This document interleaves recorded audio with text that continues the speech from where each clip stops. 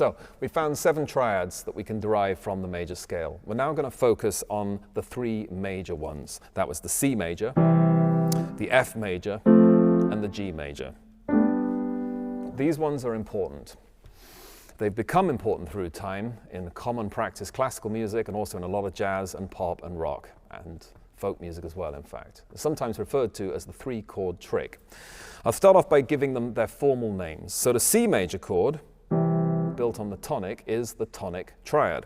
The G major one, built on the 5th degree, is the dominant. And that refers to its importance in that name.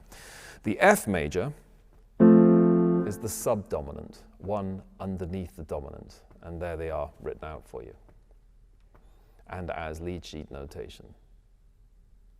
Now, when we're harmonizing a melody in the kind of music that we're talking about here, it's normal to have the melodic note be a member of a chord that's backing it, okay? Not so much as we move into jazz and 20th century classical music or rock in the 70s, but on the whole, we can expect to hear a strong melody note existing inside its chord. So in other words, if I want my melody note to be a C in the key of C major, then it's a good chance I'm going to have a C major chord underneath it, or maybe the F major chord, because that also has a C in it.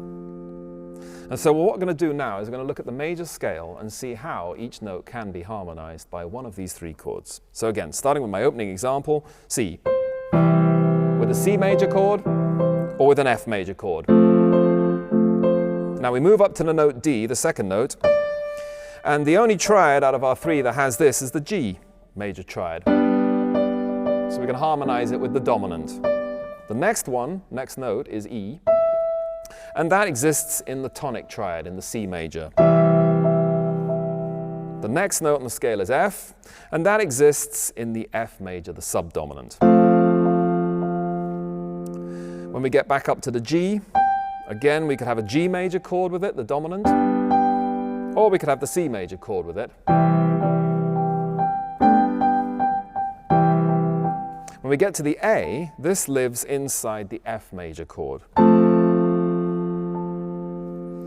Up to the B, and the chord that has that inside it is only the G major chord, so.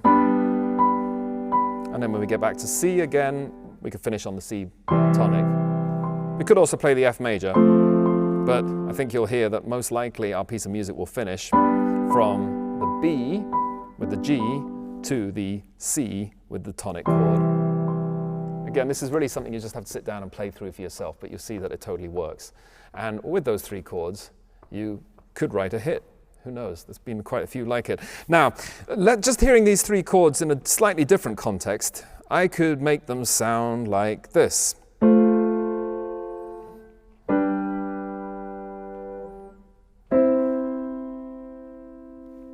Or they could sound like this.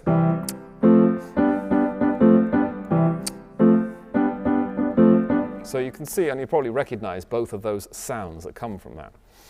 So that is your 3-chord trick. Your tonic, your dominant, your subdominant.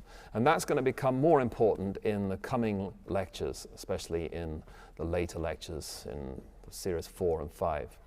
But for now, I just want to leave you now with the fact that with the set of white notes, confining ourselves to just the white notes of the piano and C major scale, we found 3 different kinds of triads. We found all sorts of internal relationships which already give us the possibility of making music.